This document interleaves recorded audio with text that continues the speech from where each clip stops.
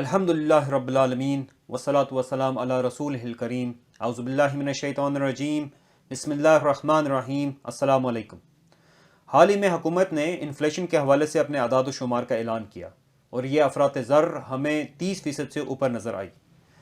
جہاں پر ایک طرف مہنگائی کا یہ طوفان ہے، وہیں پر دوسری طرف مختلف اور بحران سر اٹھاتے نظر آتے ہیں، جس میں سے سب سے پہلے تو آٹے کی بات آ جاتی ہے، جس نے امت کے بیٹے بیٹیوں کو ذلت امیز سلوک پر مجبور کر رکھا ہے۔ چند روٹیوں کے برابر آٹے کے لیے لڑائی جھگڑے، اپنی جان کی فکر نہ کرتے ہوئے ٹرکوں کے پیچھے بھاگنا معمول بن گیا ہے۔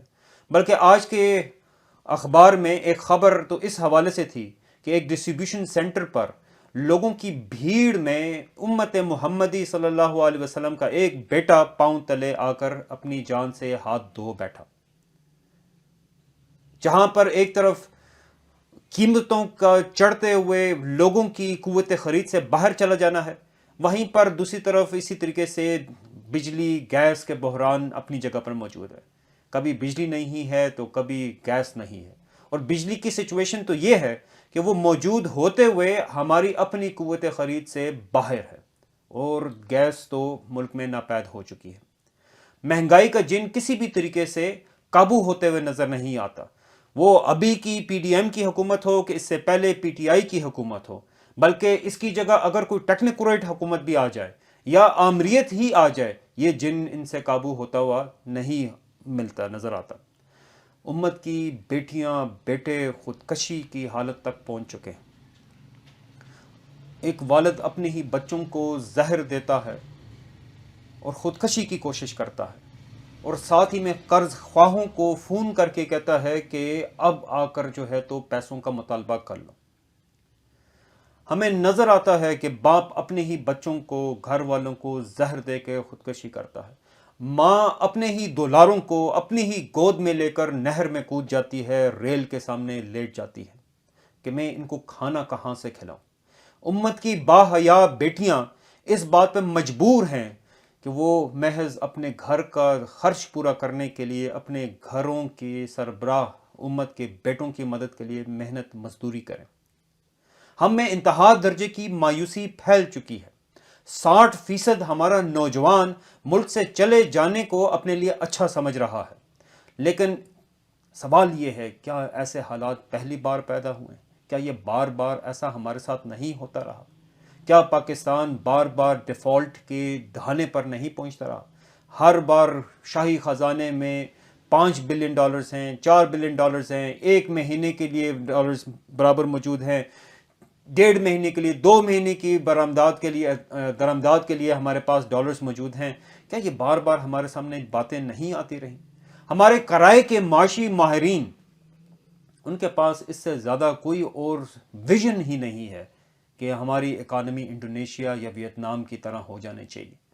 حقیقت حال یہ ہے کہ ان کی معیشتیں محض یورپ امریکہ کی آبادیوں کے لیے بیگار کیمپس ہیں، سویٹ شاپس ہیں، جہاں پر اگر کسی وقت پر ان کے لیے جوتے اور ان کے لیے بنیان اور انڈرویئر بن رہے تھے، تو اب انہی کی آبادیوں کے لیے سمارٹ واچ اور دوسرے گیجٹس بنائے جا رہے ہیں۔ تیسری دنیا کے اقتصادی ماہرین کی بس اتنی ہی دوڑ ہے کہ یورپ امریکہ کی کون سی ضرورت کو پورا کر کے ہم ڈالر کما سکتے ہیں، اور ایکسپورٹ کے اوپر اتنی توجہ کی وجہ بس اتنی ہی سی بات ہے۔ کل تک ہم ان کے گورنر جنرلز اور وائسرائے کے زور اور جبر کے تحت ان استعماری طاقتوں کی ضرورتوں کو پورا کر رہے تھے، اور اب آزادی کا جھومر سجا کر ان کی ضرورتیں پورا کرنے کے لیے پہلے سے زیادہ شد و مات کے ساتھ ہم اپنی پیداواری صلاحیتیں استعمال کر رہے ہیں۔ لیکن ہمارے ان حکمران بس حکومت کی میوزیکل چیئر کے کھیل کے اندر مصروف ہے۔ ملک کا سب سے بڑے صوبے میں حکومت، اپوزیشن اور عدلیہ چوہے بلی کا کھیل کھیل رہے ہیں۔ کبھی حکومت کا تاج ایک جماعت کے سر پر سجا دیا جاتا ہے، کبھی دوسری جماعت کے سر سجا دیا جاتا ہے۔ ان جھگڑتی پارٹیوں کے لیے امت کے بیٹے بیٹیوں اور بزرگوں کی تکلیف و پریشانی، یاس و حسرت کوئی معنی نہیں رکھتی، بلکہ ذاتی انا، مفاد، عہدے، ناموری، نام نہاد اعداد و شمار، طاقت، ذاتی دشمنی وغیرہ اسی مقتدر اشرافیہ کی سیاست کا مقاصد ہے۔ یہ ٹکراؤ کی سیاست اور مفلوج ڈگمگاتی حکومت یہ ڈائریکٹلی اس سیاسی سٹائل کا شخصانہ ہے جس کی جڑیں مغربی سیاسی فلسفہ میں موجود ہے، جس کو کیا ہماری جماعتیں، بھلے وہ نون لیگ ہے کہ پی ٹی آئی ہے کہ پی پی پی ہے یا دوسری جماعتیں، پریکٹس کرتی ہیں۔ مغرب کا طاقت اور مذہب کے لحاظ سے اپنا تجربہ اپنی تاریخ میں انتہائی دردناک ہے، اور اسی تجربے کی وجہ سے مغرب ہمیشہ ہمیں طاقت سے خائف نظر آتا ہے، اور اس کانٹیکس کے اندر ان کے پاس کچھ سلوگنز، کچھ کلیشیز ایگزسٹ کرتے ہیں، جس میں کہ مثال کے طور پر وہ کہتے ہیں کہ power corrupts and absolute power corrupts absolutely. اسی وجہ سے وہ جو فارمولاز دیتے ہیں تو اس کے اندر نہ صرف جہاں ٹکراؤ کی ہمیں کیفیت نظر آتی ہے، مسلسل ٹکراؤ کی کیفیت نظر آتی ہے، اسی وجہ سے وہ continuously balance of power, devolution of power, division of power کے فارمولاز ہمیں دیتے ہوئے نظر آتے ہیں، جو کہ ڈائریکٹ جس کا نتیجہ نکلتا ہے کہ ہمیشہ ایک کسی بھی ریاست کے اندر مختلف پلرز ہوں طاقت کے، اور وہ پلرز آپس میں ٹکراتے رہیں۔ میں کچھ الفاظ یا اصطلاحات استعمال کرنا چاہتا ہوں، اور اس بات پہ معذرت خواہ ہوں کہ یہ انگریزی کے اندر ہی استعمال ہوتے ہیں، کیونکہ یہ انہی کی سیاست سے نکلے ہوئے جملے ہیں، سیاست سے نکلے ہوئی اصطلاحات ہیں، اور وہیں سے ہمیں یہ پریکٹسز نظر آتی ہیں۔ مثال کے طور پر بیئر نکل سٹرگل کی بات کی جاتی ہے، نو ہولڈز بارڈ کی بات کی جاتی ہے، اسکورچڈ ارتھ اسٹریٹجی کی بات کی جاتی ہے، ٹیک نو پرزنرز کی بات کی جاتی ہے۔ یہ سارے کے سارے ان کے سیاسی اسالیب ہیں جو کہ اپنی ریاستوں کے اندر وہ پریکٹس کرتے رہتے ہیں، اور ہمارے سیاسی لیڈرز ہوں، سیاسی جماعتیں ہوں، مقتدر اشرافیہ ہو، انہی کی اندھی تقلید کرتے ہوئے، انہی سے متاثر ہو کر، انہی کے روب میں، انہی کی تہذیب کو فالو کرتے ہوئے اسی سیاست کو لے کر چل رہے ہیں۔ اور یہ بات صرف اور صرف سیاستدانوں کی حد تک محدود نہیں ہے، بلکہ پاکستان کے اندر طاقت کے، ریاست کے اندر طاقت کے مختلف ستون، یعنی جس میں خاص طور پر سیاسی جماعتیں، دوسری طرف عدلیہ، تیسری طرف جنرل، یہ ہمیں آپس میں مسلسل ٹکراؤ کی حالت میں نظر آتے ہیں۔ جہاں ہر 3 سال بعد ایک جنرل کی ترقی کا موقع آتا ہے تو وہاں ایکسٹینشن کی بات آنا شروع ہو جاتی ہے، وہاں جانے کی باتیں، چھوڑ دو کی باتیں آنا شروع ہو جاتی ہیں، وہاں جرنیلوں کے بیچ میں گروپس بن جاتے ہیں، وہاں ایک جرنیل دوسرے جرنیل کو نیچے کرنے کے لیے بالکل غلط قسم کی کمپینز وغیرہ چلاتے ہوئے نظر آتے ہیں۔ صرف اور صرف ابھی کی بار عاصم منیر صاحب کے بار ہی یہ نہیں ہوا، بلکہ اس سے پچھلی بار باجوہ صاحب، اور اس سے پیچھے کیانی صاحب، اور اس سے پیچھے اسی طریقے سے راحیل شریف صاحب، ہر ایک کی باری میں ہمیں 3 سال بعد یہ سائیکل دہراتی ہوئی نظر آئی۔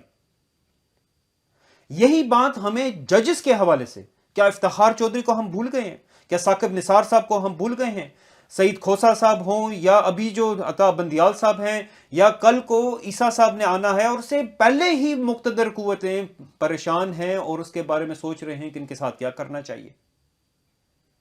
اور ججز کا ہر سال 1.5 سال بعد چیف جسٹس ایک نیا آنا ہوتا ہے، اور یہی لیگ پولنگ اور یہی پاور سٹرگل، اور اسی میں جو ہے تو ہمیں کبھی کسی ایک کو بحیثیت مہرے کے استعمال کیا جاتا ہے، کبھی کسی دوسرے ادارے کو استعمال کیا جاتا ہے۔ اس سب کی بنیادی وجہ وہ مغرب سے سیکھی ہوئی سیاست ہے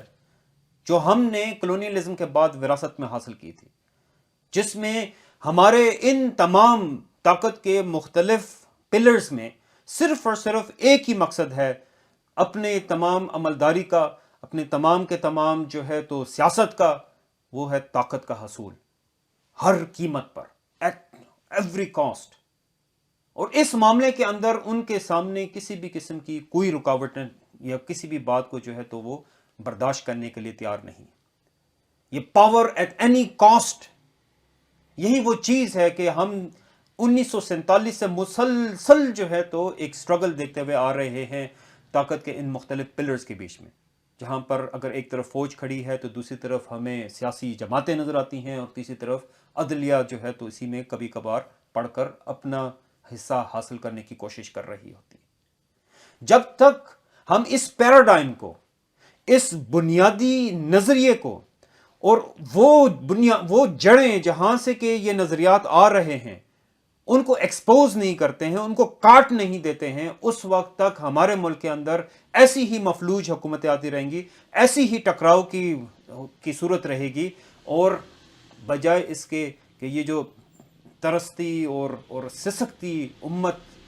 کے مسائل ہیں ان کو حل کرنے کی کوشش کی جائے، یہ اپنی مراعات، یہ اپنی ایکسٹینشن، یہ اپنی وزارتیں، یہ اپنی گاڑی گارڈ، انہی کے پیچھے جو ہے تو یہ لگے رہیں گے. ان کو صرف اسی بات کی فکر ہوگی کہ ان کا نام جو ہے تو کس طریقے سے یاد رکھا جائے گا. اس سے زیادہ یعنی طاقت کے حصول سے زیادہ جو ہے تو ان کی سیاست کا کوئی اور مقصد نہیں ہے. ضرورت ہے کہ ہم ان نظریات کو، ان کلونیل مائنڈ سیٹس کو جڑ سے ختم کر دیں، جس کی وجہ سے جو ہے تو اس پورے خطے کی سیاست جو ہے تو وہ ڈسٹرب ہو چکی ہے، جس میں عوام کا بھوک سے بلکتے ہوئے ہونا ان کے لیے مسئلہ نہیں ہے، مگر یہ بات کہ طاقت پر کون ہوگا یا نہیں ہوگا اور کتنی دیر کے لیے ہوگا سب سے زیادہ اہم ہے. ہمارے مسائل کا حل صرف اور صرف ایک نئی سیاست ہے، ایک نئے نظریے، ایک نئی بنیاد کے اوپر نئی سیاست ہے. مغرب کی طرف سے دی ہوئی فرسودہ نظریات کی بنیاد پر کھڑی یہ سیاست، یہ ٹکراؤ کی سیاست، اس کو دفن کر دینا اور اسلام کے سنہرے اصول، اللہ سبحانہ و تعالیٰ کی انفینائٹ وزڈم کی بنیاد کے اوپر ملی ہوئی سیاست، یہی صرف اور صرف ہمارے لیے نجات ہے، یہی صرف اور صرف وے فارورڈ ہے، یہی صرف اور صرف اس امت کو ریسکیو کر سکتی ہے. آج ہمارے لیے ضروری ہے کہ ہم اپنے مقتدر اشرافیہ کی اندھی تقلید کو، مغرب کی اندھی تقلید کو ریجیکٹ کر دیں اور ایک مطالبہ رکھیں کہ ہمیں نئی سیاست چاہیے جس کی بنیاد صرف اور صرف اسلام کے نظریات ہوں، اور اسی کی بنیاد پر ایک نئی ریاست. جہاں ہمیں سیاسی ٹکراؤ کی کیفیت دوچار ہے، وہیں پر ہمیں ایک سسٹم کا فیلئر بھی نظر آ رہا ہے. یعنی یہ جمہوری نظام جس میں سب سے بنیادی وصف، یعنی اس کا سب سے طاقتور ترین ایٹریبیوٹ سامنے رکھا جاتا ہے، وہ ہے اس کا اکاؤنٹیبلٹی کا. اچھا، اس میں بھی یہ آرگومنٹ سامنے رکھا جاتا ہے کہ لوگوں کو اپنے حکمرانوں کا محاسبہ کرنے کا موقع ملتا ہے ہر 5 سال بعد، 7 سال بعد، 4 سال بعد. مختلف ملکوں کے اندر مختلف دورانیے ہیں. یہ بات بذات خود ایک دھوکہ ہے، ایک ڈسپشن سے زیادہ اس کی کوئی حیثیت نہیں ہے، کیونکہ اکاؤنٹیبلٹی سے پہلے ہی بہت ساری باتوں کو ایگزمپشن دے دی جاتی ہے.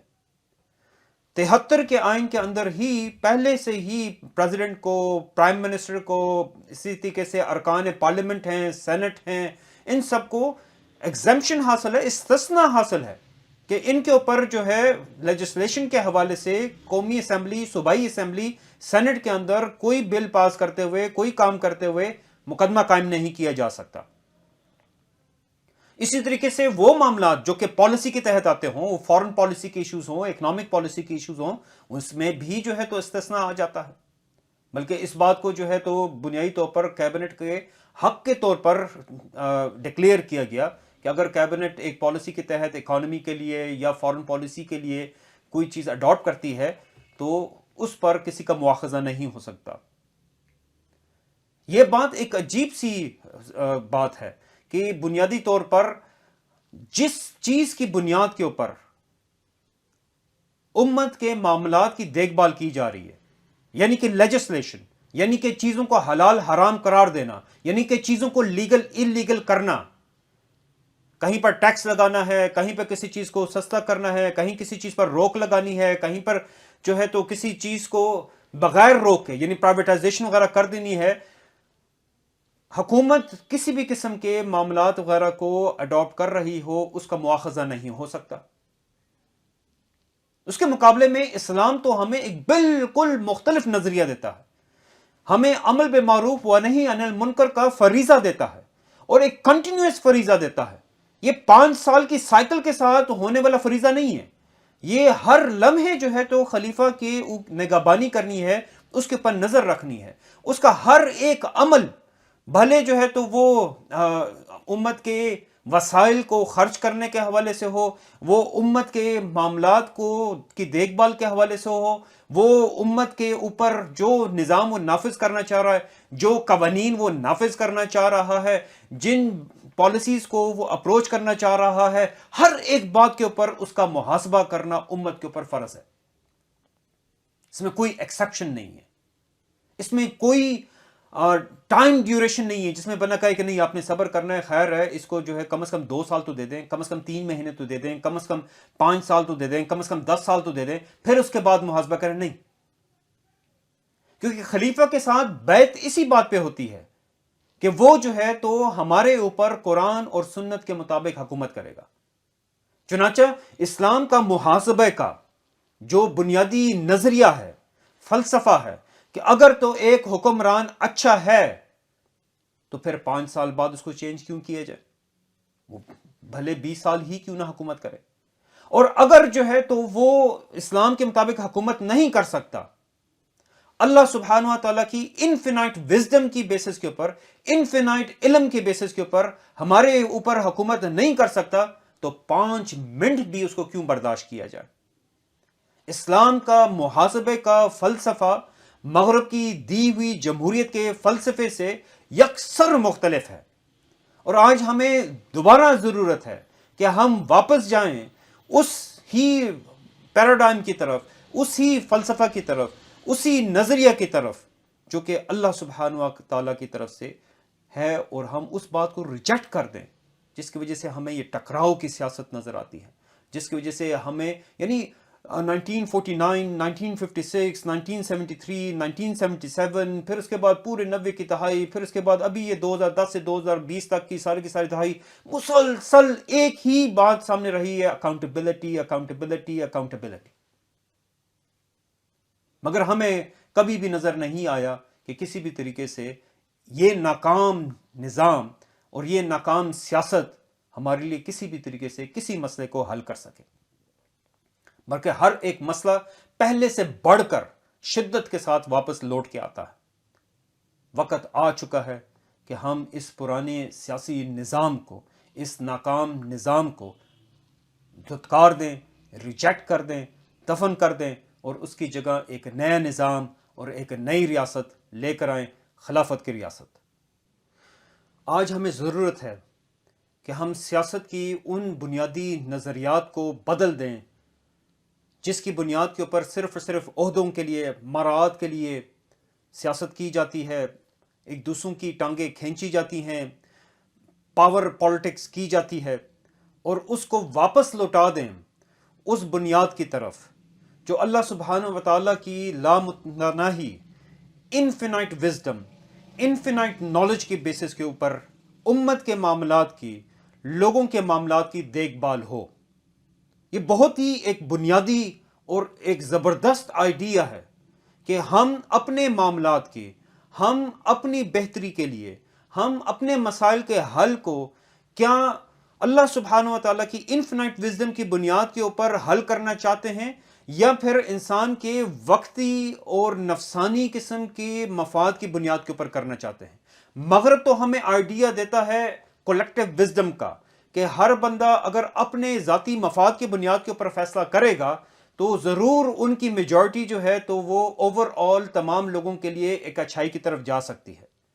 مگر اس کے مقابلے میں اللہ سبحانہ و تعالی جو کہ تمام کائنات کا مالک ہے،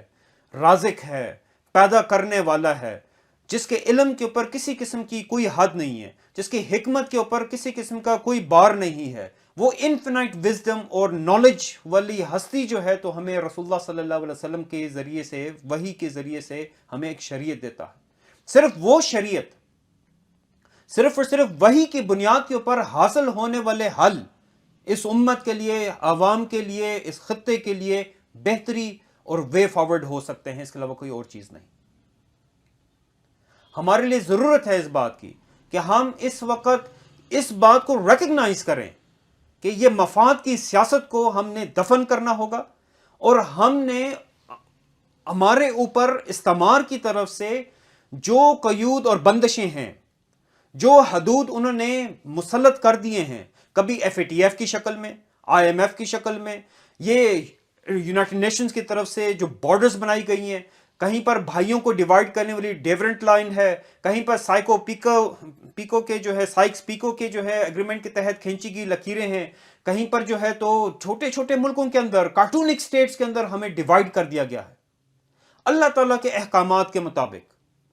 ہم نے ضروری ہے کہ اس کی دی ہوئی شریعت کے مطابق جس چیز کو ہمیں فائدے کے لیے کہا گیا، جو احکامات دیے گئے، اس کو ہم اپنے لیے فائدہ سمجھیں، اور اس کے مقابلے میں استعمار سے، طاغوت سے، ہمارے اوپر مسلط اس نظام کی طرف سے کوئی بھی جو ہے تو بات آ رہی ہے، اس کو اپنے لیے نقصان کے طور پر ہم دیکھیں۔ امت کا مفاد، امت کے لیے وے فارورڈ، امت کے لیے نجات صرف اور صرف یہی ہے کہ ہم اللہ تعالیٰ کی طرف سے بھیجے ہوئے، اللہ تعالیٰ کی طرف سے وحی کے ذریعے سے نازل کیے ہوئے شریعت کے مطابق اپنے مسائل کو حل کرنے کی کوشش کریں، اور اس کے مقابلے میں ہر دوسری فکر کو ریجیکٹ کر دیں۔ ہمارے سامنے مطمع نظر، ہمارے سامنے مقصد یہی ہونا چاہیے کہ ہم امت کے وسائل کو کس طریقے سے جمع کر سکتے ہیں، کس طریقے سے یونائٹ کر سکتے ہیں، متحد کر سکتے ہیں۔ ہم کیسے امت کے ایک خطے کی سٹرینتھ کو دوسرے خطے کی کمزوری دور کرنے کے لیے استعمال کر سکتے ہیں۔ جیسے ہم جانتے ہیں کہ اگر ترکمانستان انرجی کے لحاظ سے خود کفیل ہے، اور پاکستان جو ہے تو وہ ٹیکنالوجی کے لحاظ سے اور افرادی قوت کے لحاظ سے خود کفیل ہے، زراعت کے لحاظ سے خود کفیل ہے، پانی کے لحاظ سے خود کفیل ہے،